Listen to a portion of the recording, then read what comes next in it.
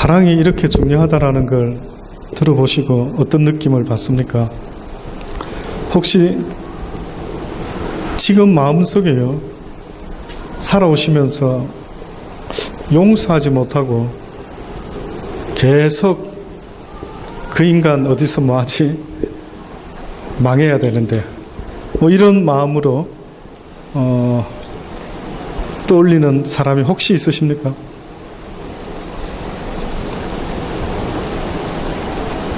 없으십니까? 한 사람이라도 있는 분, 한 사람이 있다. 그러면 두 사람 정도 있습니다. 예, 솔직히 우리 해주셨네요. 두 사람쯤 있다. 세 사람쯤 있습니다, 목사님. 세 사람 정도. 손 안 드신 분은 제가 다시 지적해서 물어보겠습니다. 세 사람쯤. 그럼 네 사람 정도 있는 것 같다. 뭡니까? 김 집사는 액션을 정확히 해주세요. 머리를 이렇게 하셔서 네 사람입니까? 아니면 아닙니까? 사모님 네 사람? 아닙니까? 이렇게 오해받도록 하지 마시기. 저는 이러셨어. 다섯 사람쯤 있다. 그러면 뭡니까? 손 안, 나는 없습니다. 특별히 마음에 미운 사람 그 인간 생각만 하면은 막 머리가 찡긋찡긋하니 저는 그런 사람은 없는 것 같습니다. 그 손 안 드신 분들 중에 다른 대답이 있습니까? 허전도사님 없습니까? 어릴 때 있었던 것 같은데. 네. 자라면서 그냥 잊어먹은 것 같습니까?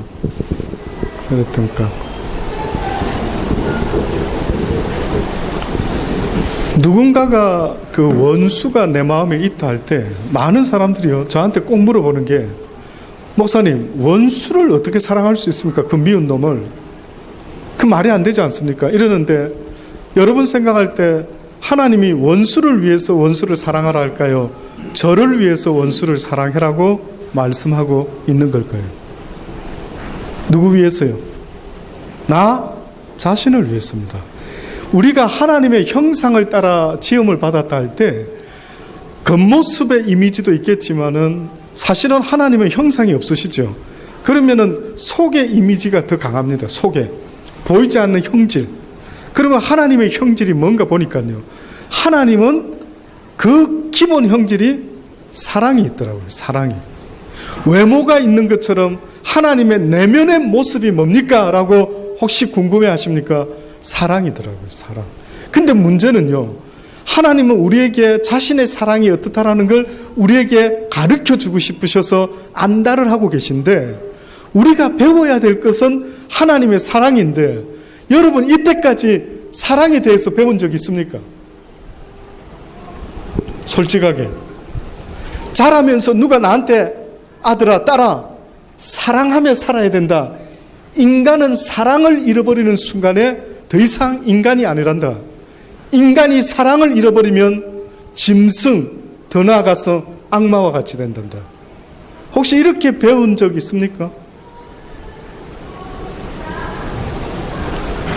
그러면 지금까지 자라면서입니다. 목사님, 그러고 보니까 제가 어렸을 때부터 지금 자랄 때에 이런 소리만 주로 듣고 자란 것 같습니다. 가장 어렸을 때를 거슬러 생각해 보니까 뭡니까? 이현정 집사님,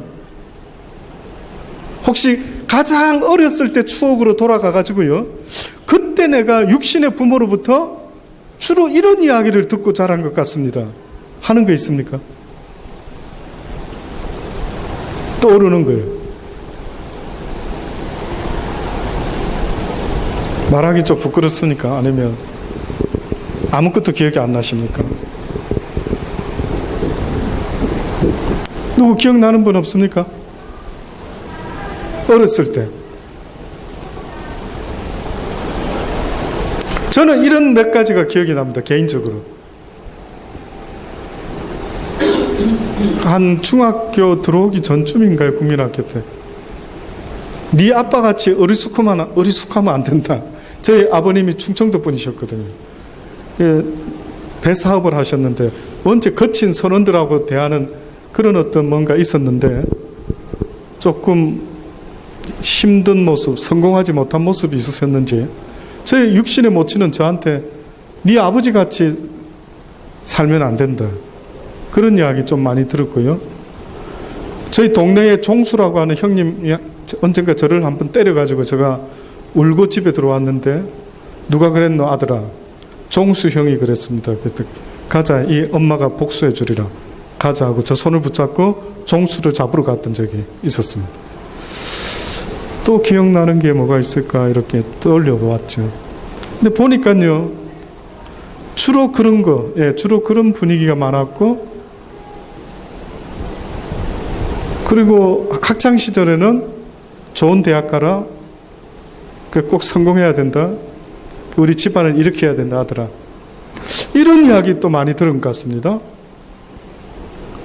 좀 부끄러운 고백입니다만은 저희 모친은 저한테 아들아, 누가 오리를 가자면 심리도 가져야 한다, 아들아 한쪽 뺨을 때리면 또 다른 뺨도 돌려댈 수 있어야 된다, 거둬달라면 속옷까지도 줄 수 있는 사랑의 마음을 가지고 살아야 된다. 이건 교회 안에서 목사님들한테 일주일에 한 번씩 들었던 거고요. 실제 저희 집에서는 저한테 그렇게 이야기를 하시지는 않은 것 같더랬습니다. 저나 여러분이나 어느 순간에요, 나도 모르게 어떤 생각이 나를 계속 나한테 심겨졌죠. 계속 심겨졌어요. 근데 그 가운데 사랑 비슷한 거라도 혹시 있으십니까? 다른 건 모르겠는데 사랑이 뭔지는 전혀 모르겠는 거예요. 인간이 왜 태어났지? 인간의 존재 의미가 뭐지? 인간이 인간 같다라고 말할 때, 인간이 짐승 같다라고 말할 때 기준이 뭐지? 한번 생각해 보시기를 바랍니다. 결국은요, 사랑이라는 것을 잃어버리는 그 순간부터 우리는 더 이상 인간이 아니다. 인정하시겠습니까? 그래서 지금도 서로 죽이고 죽이는 일들이 벌어지고 있지 않는가 하는 생각을 하게 됩니다. 그래서 저는 우리 하나님이 좋습니다. 우리 하나님이 너무 좋습니다. 저는 이런 하나님이 나의 하나님이 되심이 너무 좋습니다. 지난 시간에 기억나십니까? 내가 이 땅에 다시 올 때에 오른쪽에는 양과 같은 자, 왼쪽에는 염소와 같은 자를 나눌 것이라. 그런데 의인들을 향해서, 오른쪽 편에 선 자들을 향해서 고맙다, 내가 헐벗었을 때, 목말랐을 때, 힘들었을 때 너희가 나를 위하여 먹을 것 주고 마실 것 주고 옷을 입혀 주었고 이랬더니만 그들이 뭐라죠? 우리가 언제 그랬습니까? 지극히 작은 자 하나에게 행한 것이 곧 누구에게 행한 것이라고요? 나에게 행한 것이라. 심판의 기준이 뜻밖에도요, 그 어떤 것이 아니라 살아가면서 강도 만난 이웃을 치료해주고 주막에다 데려다주고 부비가 더 들면 내가 올 때에 내가 다 갚아주겠다라고. 강도 만난 이웃이 내 부모 형제였으면 이런 이야기 할 필요가 없죠. 강도 만난 그 사람이 어머 어머니 어머 아버지 그러면은 이거는 가르칠 필요가 없지요. 그런데 부모 형제가 다친 것처럼 그렇게 해주라는 것입니다. 그러면 이 말이 또다시 이해가 안 되십니까? 내 이웃을 내 몸과 같이 사랑해라.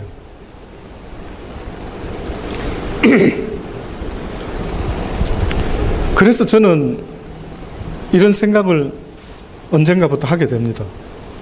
제가 옛날에 신학 공부할 때에 목사가 되어 보려고요, 신학 공부할 때 참 피눈물 나게 밤샘 하면서 했습니다. 영어로 공부해 본 분들 다 특히 한국말로도 어려운데 이 어려운 신학을 영어로 하려니까 머리가 아주 찌릿찌릿한 겁니다. 그렇게 해서 목사 되어 보려고 그래서 애쓰고 또 애썼던, 아주 잊혀지지 않습니다, 기억에. 그런데 지금 하나님은 뜻밖에도 어느 날 저 같은 사람에게 뭘 깨닫게 하시느냐면은, 네가 목사 되려고 그렇게 힘들게 공부했냐? 그런데 네 삶 가운데 사랑이 없는 삶이 아니라 지극히 작은 자 하나에게 냉수 한 그릇 대접하는 걸 잊지 않는 그 사랑의 마음을 가지고 제발 모두를 미워하지 말고 누구를 미워하지 말고 그 사랑의 마음이 없이는 강도 만난 자를 도와줄 수가 없단다.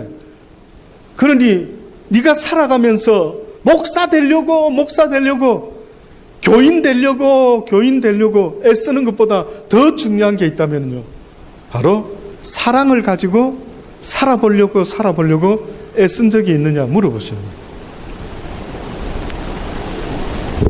그러니 여러분이요, 목사님 제가 지금 잘 지내고 있는 걸까요? 집사님 잘 지내고 있으십니까? 요즘 잘 지냈어요?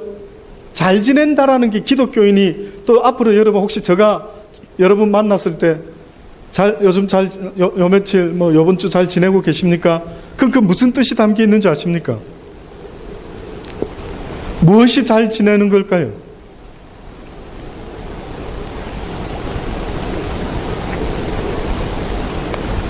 어떤 몇 년 전의 일입니다. 한 5년은 넘은 것 같습니다. 달란트 교회 여기 있었을 때 옛날에 제가 처음에 계속 개척해서 교회를 이곳에서 이제 목회를 하는 중이었는데요. 어떤 자매가 한번 전도가 됐습니다. 그 자매 전공이 여러분 전에 한번 제가 말씀드린 것 같은데 미용 기술이 있는 자매였습니다. 미용 기술이. 이제 하나님 말씀을 처음으로 어떻게 보면 배우기 시작합니다. 오리 가자면 심리 가져야 됩니다. 겉옷 달라면 속옷도 줘야 되고 한쪽 밥 맞으면 또 돌려주고 크리스찬의 삶은 어떻게 보면은 나를 위하는 삶이 아니고 내 이웃을 내 몸과 같이 살아가는 이런 삶을 살기로 작정한 자들의 삶의 모습입니다. 이쪽 이야기를 드렸더랬습니다. 이 자매가 듣고 이제 내가 교회 다니니까 이렇게 살아야 되는구나 한 모양이죠. 근데 픽업해서 교회를 오는데 주중에 있었던 이야기를 저한테 하더라고요. 목사님 참 힘들었습니다. 그러더라고요. 왜 뭐가 힘들었어요? 목사님 이렇게 설교하지 않았습니까? 예, 그렇게 했죠. 근데 내가 쉐어를 사는데 옆방에 있는 어떤 나보다 나이 어린 여자아이가 주중에 밤중에 언니 나 머리 좀 손 좀 봐줘 이게 왔더라는 겁니다. 그래서 옛날 같으면 단칼에 야 지금 몇 시인데 그래 내일 보자 이러고 넘어갔어야 되는 거랍니다. 그런데 하필이면 교회에서 목사님이 오리 가자면 심리도 가지고 겉옷 달라면 속옷도 주라 그러고 이런 이야기를 듣다 보니까 그 심령 속에요 갈등이 생기기 시작했던 거예요. 갈등. 그래서 내가 이렇게 하면 안 되는데 어떻게 할까? 이렇게 해서 걔를 머리를 손을 좀 봐줬다나요? 자기는 원래 이런 사람이 아닌데 이렇게 됐다라는 거예요. 제가 그 이야기를 듣고 제대로 애쓰고 있구나라는 그런 생각이 들었습니다. 하나님의 말씀을 배워가다 보면 무엇이 생기냐면요, 몸부림이 생깁니다. 몸부림. 이루고자 하는 소망은 내게 있지만은 이것을 이루지 못하도록 날마다 내 육신의 또 다른 법이 나를 사로잡아 오는 것을 내가 보게 된대. 하루도 건너뛸 수 없어요, 여러분. 하루도 건너뛰지 않고 잘 지내고 있습니다. 아무런 갈등 없이 그럼 엉터리입니다. 그 사람은. 하나님 말씀대로 살려고 하면은 이게 쉬울 수가 없습니다. 그래서 오늘 말씀에 아침에는요 시간이 없어서 한 반 정도밖에는 못 봤죠. 말씀을. 누가 이 세상 재물을 가지고 형제의 궁핍함을 보고도 도와줄 마음을 막으면 하나님의 사랑이 어찌 그 속에 거할까 보냐. 분명히 이렇게 궁핍함을 보고도 도와줘야 되는 마음을 갖고 살아야 되는데 이것을 막는 마음이 있다라는 거예요. 막는 마음이. 이런 설교를 할 때마다 여러분 꼭 잊지 마세요. 목사님 저가 바로 그런 궁핍한 사람이다 이런 소리 하시지 말라 그랬습니다. 하나님이 가장 어떻게 보면 싫어할 수가 있습니다. 왠지 아십니까? 사랑을 줄 수 없을 만큼 가난한 자도 없고 사랑을 받지 않아도 될 만큼 부요한 자도 없기 때문에 그렇습니다. 하나님을 믿노라는 순간부터 가난한 자는 없는 겁니다. 현실적인 가난은 있을지 몰라도 실질적인 영적 부요함은 모든 하나님의 자녀들에게 공통되는 모습이라는 사실을 잊지 마셔야 됩니다. 도와줄 마음을 막으면 하나님의 사랑이 어찌 거할까 보냐. 자녀들아, 우리가 말과 혀로만 사랑하지 말고 오직 어떻게 해요? 행함과 진실함으로 하자. 이로써 우리가 진리에 속한 줄을 알고 또 우리 마음을 주 앞에서 굳세게 하리로다. 우리 마음이 혹 우리를 책망할 일이 있거든 하물며 우리 마음보다 크시고 모든 것을 아시는 하나님일까 보냐. 무슨 기준으로 하나님이 우리 마음을 책망하냐면 바로 이 기준 때문에 그렇습니다. 어려움을 보고 불쌍함을 보고 긍휼히 여기는 마음을 갖지 못하고 있다면 이 사람은 지금 문제가 심각합니다. 텔레비에나 어디나 불쌍한 사람, 안타까운 사람이 만약에 나타났다. 그러면은 주여 어찌하면 좋을까요? 저들을 이렇게 긍휼의 마음이 없이 내하고는 상관이 없어 라는 생각으로 살아가는 그들에게 언젠가 똑같은 일이 일어날 수도 있다라는 사실입니다. 강도 만난 자가 내 육신의 부모였으면 어떨까요? 누군가가 보고 선한 사마리아인처럼 도와줬어요.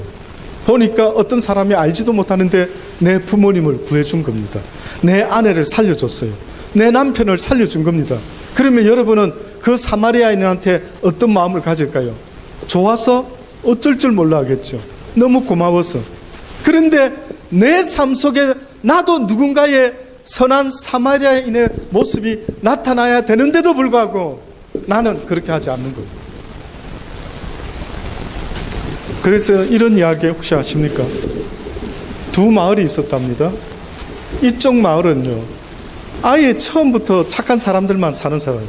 악을 모르는 마을, 악이라는 것을 전혀 알지 못하는 마을이 있고요. 이쪽 마을에는 아주 지극히 악한 인간들만 살아갑니다. 악을 몰랐어요. 근데 이쪽 동네 사람 하나가요, 이 선한 동네 사람 집으로 이사를 갔답니다. 이 마을로 이사를 와가지고 사람을 속이고 악한 짓을 하기 시작합니다. 그랬더니만 여기 선한 마을에서요, 악한 자의 모습을 보고 충격을 처음에 받다가 점점점 이들도 악한 영향을 받기 시작합니다.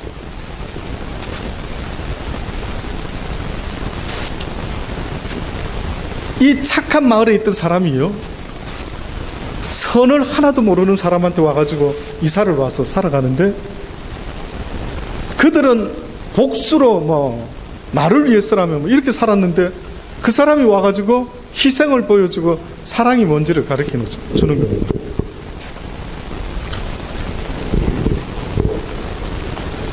그랬을 때에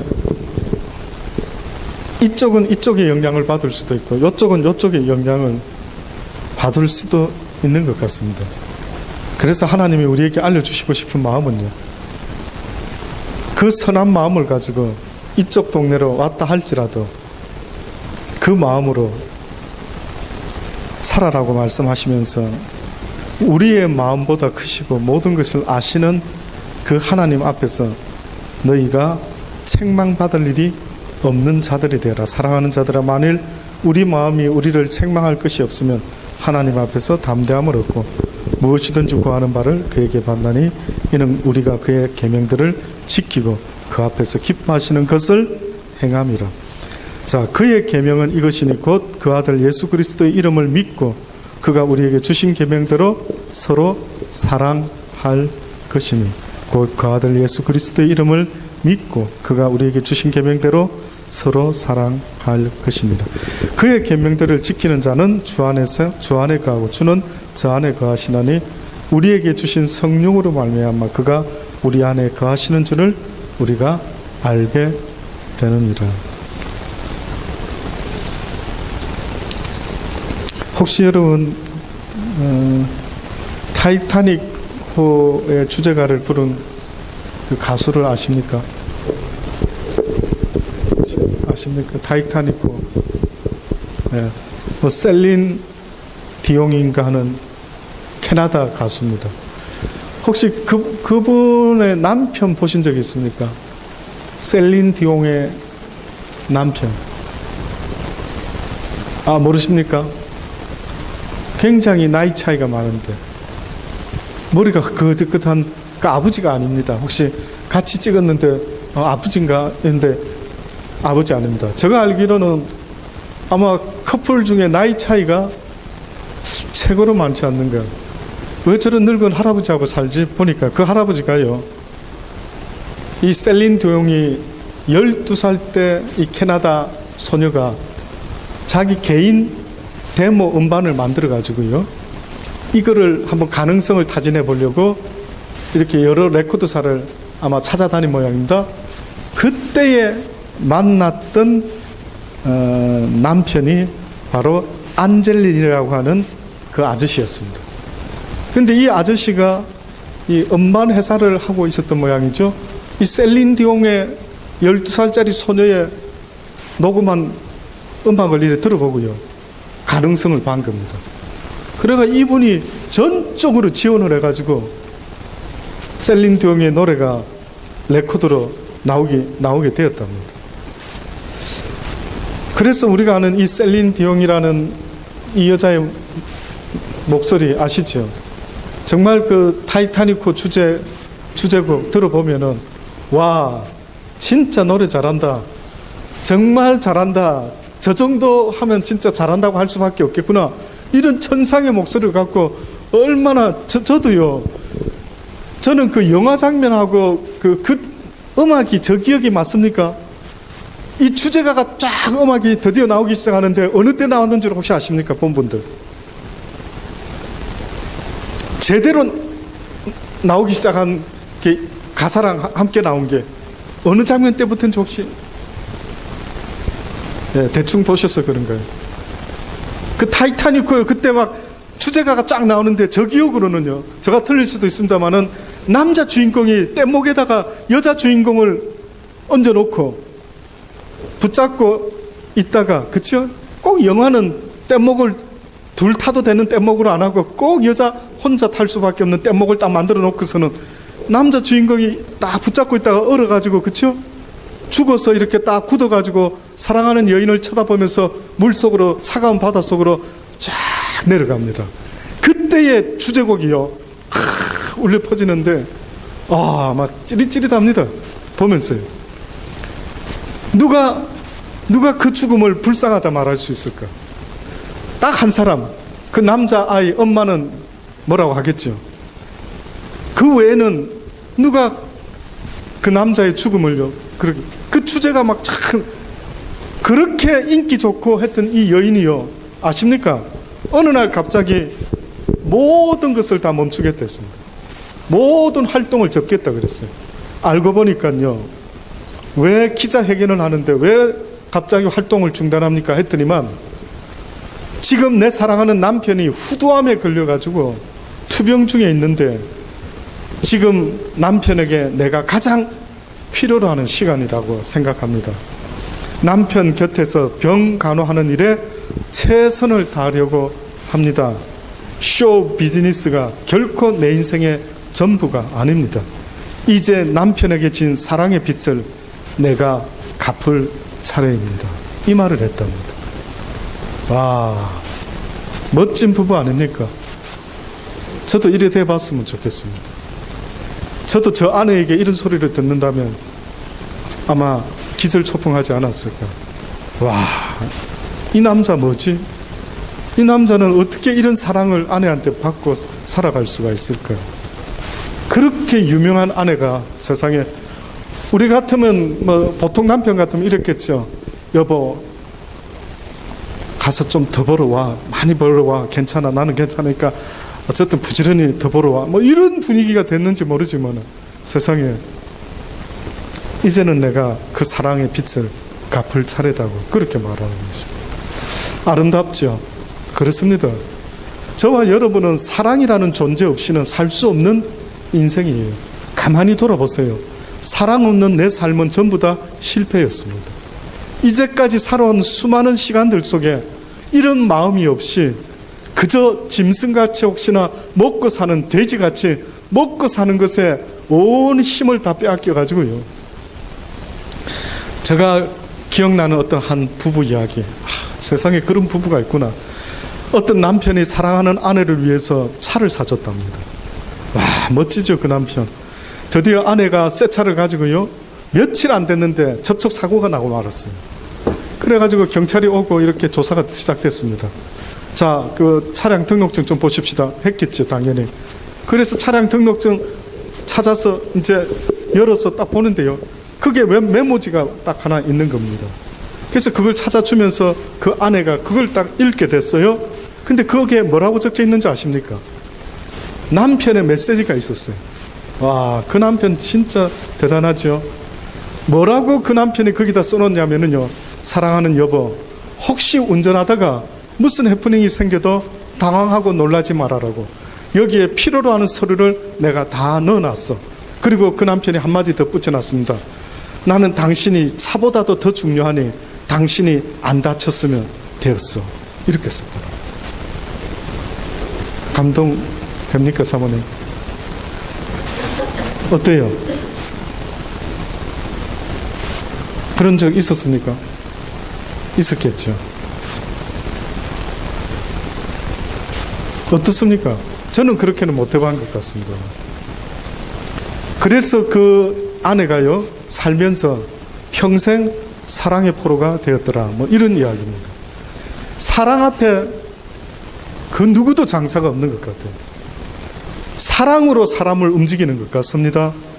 근데 우리는 그 사랑을 배운 적이 없다 보니까 윽박지르고 권위로, 힘으로, 막 능력으로 막 복종시키려고 이럴 때가 얼마나 많습니까?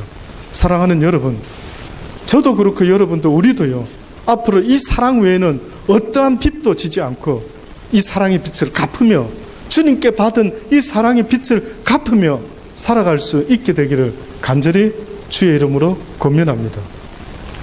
아멘 되십니까? 사랑이 없는 삶은 더 이상 삶이 아니랍니다. 기도하시겠습니다. 하나님, 그 사랑을 이렇게 가르쳐 주셔서 감사합니다. 저희도 주님의 사랑을 본받기를 원합니다. 너희가 죄인 되었을 때에 하나님께서 이처럼 우리를 사랑하셔서 친히 오셔서 십자가에 달려 죽어 주심으로 우리에 대한 사랑을 확증해 보여 주셨다라고 아버지 말씀해 주시니 참으로 감사합니다. 하나님에 대한 지식 잘 모릅니다. 하나님의 깊은 것을 다 알 수는 없습니다만 이 사랑 하나만큼은 꼭 잊지 않도록 주여 가슴에 새기게 도와주옵소서. 그 사랑을 가지고 살아가는 우리의 삶이 되게 도와주시고 달란트 교회 모든 성도들은 이 사랑으로 서로 섬기며 살아갈 수 있는 복된 하나님의 사람들 다 되게 도와주옵소서. 누구 미워하지 않도록 도와주옵소서. 사단이가 오해를 하도록끔 이간질을 하도록끔 날마다 모든 것을 나누고 있음을 볼 때에 쏘가 넘어지지 않도록 도와주셔서 아무리 이해할 수 없는 일이 있을지라도 주님께는 그 이유가 있을 줄 믿습니다라고 믿음으로 고백하고 나아갈 수 있는 우리의 삶이 되게 도와주옵소서. 주신 말씀 가슴에 새기며 이 시간에 한번 기도하는 시간 되기를 바랍니다. 우리 다 같이